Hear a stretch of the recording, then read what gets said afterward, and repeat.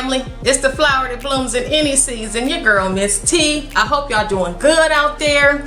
I wanted to jump on here and talk about Miss Fantasia. Yes, she went on the Breakfast Club a few days ago, and she said that y'all can't keep no man because y'all don't know how to submit. Well, y'all check out what she had to say, and I'm gonna come back and let y'all know how I feel.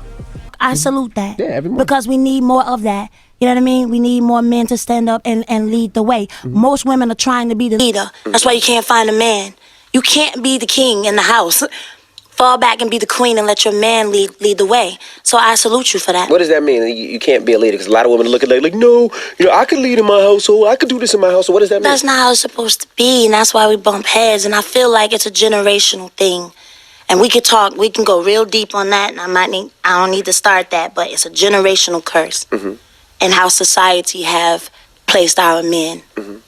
And women have to stand up and be the mother and the father and the provider. And so then now you are so bad, you can't be told nothing, that when the right man come, you lose him because you're trying to be the man. I was finna say, right, man. Can we be equal?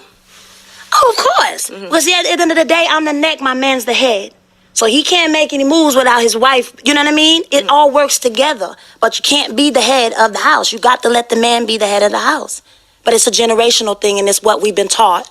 To stand up, be strong, be the, you know what I mean? And a dude come, and everything about you is like a man.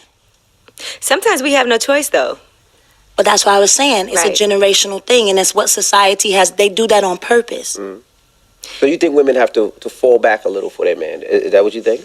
You have to learn how to submit. You can still be a queen. Queen plays a part. The king needs his queen.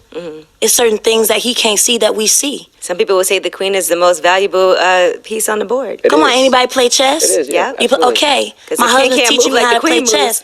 You know what I mean? We work together, but the queen has to sit back and allow her king to be the king. Now, what about in a situation where a woman makes more money in a relationship? That's hard. Because that's when jealousy starts coming in. That's when, you know what I mean? And that goes back to communicating and prayer. Because if a woman, if you're solid, you know who you are, you know what you bring to the table. A lot of times money breaks up relationships. Money is the root of all evil. It is. So everybody's thinking about the wrong things. Instead of falling back and sitting and saying, let's play chess together. I got you. You got me. Let's go. But, in a relationship, a lot of times, especially, with so many independent women out there and doing their own thing, and now with an independent woman who's, let's say, a boss, who has their own job, pays their own bills, their own crib, their own car, now they meet a guy, and it's hard to a woman to, as you would say, submit to a man because they're already in that position. They're already their own boss. Yeah. So what happens in that situation? Listen, I had to go through it. When I met my husband, I was taking care of everything. I took care of my whole family. It was me, right? So now I'm meeting a man that's coming in, and he's intelligent, very smart, self-educated. My husband's a felon, but he turned it all around, and he owned his own business, right? And so I wasn't used to that. I was a pop-off, quick with the mouth, smart. But it took a man like him to sit me down, look me in my eyes, and talk to me like I was supposed to be talked to and say, I'm here now. You don't have to do all of that. Pass it over to me and let me take care of it. But it wasn't easy because I had been doing it for so many years. And it's hard to trust people. You got to trust yourself to handle things and to allow somebody else, when we've been doing things a certain way for so long and having to hold it down, sometimes it is hard to give that up. Yeah, it is. But it's good to know that you still can handle things when need be. Is that why we can't keep a man? Last time I checked, half these ninjas don't want to be kept no damn way. They are having a good time chasing the rainbow. So for a lot of us, it's not so much a problem of submission, it's actually finding a man who is willing to commit in order for us to have someone to submit to. Because I believe, this is my humble opinion, a lot of guys just don't want that. Not only do some of these men not want to be kept, it is also hard to find and keep a man because a lot of them aren't financially stable. Sometimes it's not only about the fact that they don't want to be kept, we don't want to keep their ass either. And another problem in our community is the fact that we wait so long to get married. And I think that's very problematic. Me, for instance, I'm my 40s, and I'm single. So I've been living alone with my children for so long. I'm really set in my ways. I can't imagine a man coming in and taking over. It's just not feasible.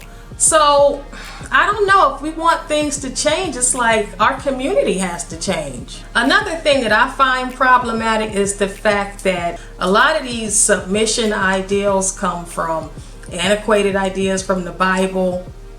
A lot of the time the men were marrying girls, young girls. So of course they would submit. They couldn't work, they couldn't read, write, take care of themselves. They couldn't make any decisions. So I think it was kind of normal for them to be submissive and to let the man make all of the decisions in the household. Now, in today's society, we're waiting till we're like 35, 40, 45 years old to get married. And at this point in my life, I can't imagine handing my entire way of life over to somebody else. I'm too set in my ways. It's hard. I'm not saying it's impossible, but it's much harder. I've been doing it alone for so long. So I don't know. We just all messed up out here. But to be fair, let's say that a man actually does want to be in a committed relationship or marriage with a black woman, because that's a thing too. Should a woman submit to her man? And another question, if the woman is the primary breadwinner, should she submit to her man? Y'all check out the rest of Fantasia's and her husband's thoughts on this, and then we'll come back and have a short discussion. Okay. So, we talk a lot. I just got home. He just got home. We were in New York for Fashion Week, and then he had to fly out to go speak at the prisons, and I had to continue to keep working. So I went up to the Breakfast Club, and I enjoyed it. And proud of you too. Thanks, babe. We were just wrapping it up and talking, and I was speaking. Yeah. So when I got back home, he had kind of said something that piggybacked off what I was saying, and I thought it was so dope coming from the male perspective that I felt like the male and the female should hear. So here's the issue. Submission is supposed to be a beautiful song and dance between two lovers. What's happened is men have abused that power. Forgive me, they've abused that gift. And we have been misled to think that it's something where it's a dominant spirit and we own every decision, we dictate everything, we rule with an iron fist. First of all, that's not love.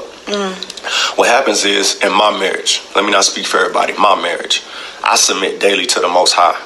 I stay in my scriptures. I continue to feed myself with things that help me build my character, to reshape my perspective that was messed up in the streets and dealing with different propaganda and programming and things like that, so that I can come to my wife from a pure position. So when I do that and she sees me and she witnesses over time that it's an authentic demonstration, her heart is moved and softened and compelled to submit. What does that look like? That doesn't mean that I dictate every decision. I don't walk around the house saying what we're going to spend, how we're going to do it. We talk and we build. And I consider everything that's on her heart, her perspective, her position, her philosophy. I'll carefully weave that into my philosophy to figure out what's the best move for this family, keeping all of that in mind.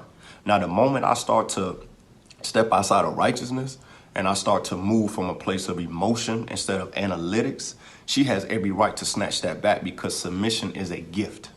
When she sees me laying at the foot of the Father, she has no reason to withhold that from me. The problem is this: men are not found in positions of leadership handling it with integrity. How you gonna lead your wife if you can't balance a checkbook? If you don't know what's going on in the stock market? You don't have a sound understanding of the finances. You can't create a budget. You don't understand what's going on in the educational system in your community that's impacting your kids. In order to lead, you got to be so far ahead of your family that by the time they come to you with a situation or a problem, already dived into it, done your due diligence so that you can give leadership. You don't lead from your genitals. You lead from a gentle place of understanding. And the more she trusts, the more she can let go of things that she don't have to deal with and focus on the things that edify her. It ain't about money. We both hustlers. It's not about a dollar for dollar thing because we're one unit. Yeah. If I fall, she falls. If she falls, I fall. Submission is solely about trust. I think when women hear the word submission, we're like, what? Submitting. With my husband, like he said, to piggyback off what he just said, it was what he demonstrated. You know what I mean? Like, he didn't come in and say, all right, like he said, the budget is this for that, this is and the third. I watched how he did things. I watched how he budgeted. I watched him. And then I slowly became him. And I submitted in that. Yeah, now I think I'm more frugal than him. And that's not even being like, gotta be frugal because we don't have it. It's just being smart. And the word, if you dig deep in the word with your partner, you'll start to see a lot of things that we're talking about. But yeah, I like that he broke that down because I'm a very strong woman. I like what I like.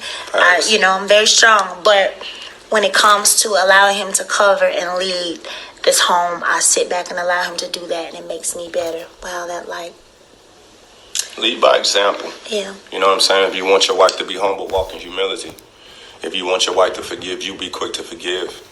If you want your wife to consider, following you down a specific path, prove to her that you got the blueprint and that she's not following you to some unknown destination. My wife don't have to follow anything that she don't see me demonstrating. Mm-hmm. So master the thing before you go out and try to teach it. It's like sometimes you see cats, as soon as they get a book and they read something, they start running, trying to teach people on it, but you haven't applied it and gone through the proving grounds of being able to master that information yourself. So leadership is a forward-thinking thing. And when you do that, women's natural instinct is going to be to trust, to be able to submit their hearts. But again, this ain't a dominant thing. Nah. And I want my wife cold as me because if something ever happens to me, she don't like having that always conversation. Say that. If something ever happens to me, she need to know how to get that bag. She need to understand where the money's at. She need to know how to ask the right questions. I ain't telling you to ask nobody nothing. You tell them what belongs to you. She can't do that if I'm controlling everything. So my wife needs to be a direct female reflection of the man that I am. Facts. Come on now. You come on. I always said the wise woman once told me, the older women used to tell me, stop, boy. What up? The woman is the neck and the man is the head. And without the neck, the head can't move. Two heads is just a head, but see how that works. See how that works. So yeah. And I'm going to end it with this. We ain't perfect and we ain't trying to be perfect. We still growing. And we just want to share that with all those out there that's still growing and want. At the end of the day, because I'm proud of her for standing. They try to do that? Man, whatever to them. At the end of the day, we want to make sure there's clarity to what she said and the understanding and be able to hear the force behind what she is saying so it don't get tangled and twisted. It ain't for everybody. Do your thing. But for women out there who truly desire that and men who want to step up to the call, we just want to take time out, make sure we bring clarity to our demonstration and hope that it's fruit for you and your lives. And watch how God bless. Straight like that. Mine. Salute. That was beautiful. That was absolutely beautiful. I agree with a lot of the things that they said in that Instagram story. Y'all check out Ephesians 5, I think verse 21. Submit yourselves one to another. So it is a beautiful song and dance between the husband and the wife. However, it does still say that the husband should be the head. So as long as your husband is seeking God and taking counsel from God, I don't think you can be led astray because he has your best interests at heart. Now, does that mean it's only financial? I can't say it's only financial, but it's definitely part of it. So in that respect, I don't know if you can be the head if you're not leading financially. But like they said, it's a beautiful song and dance. So maybe if I'm not great in this area, I'll let him lead. And if he's not great in a certain area, he'll let me lead. I don't know. I guess you just got to do what works for you. But I don't know. I do think the whole head of household thing is kind of outdated. Women we're almost, you know, as long as we're working, we're helping paying the bills, we're taking care of the home, we're like equals, in my opinion. Now, if a woman chooses to step back and not be a leader in certain areas, and she's comfortable with her man leading, more power to her. Who am I to judge? You know, I guess you just gotta do what's right for you. So family, those are my thoughts. Y'all let me know how y'all feel down in the comments. Do you feel that in today's society, women can't keep men because we don't know how to be submissive?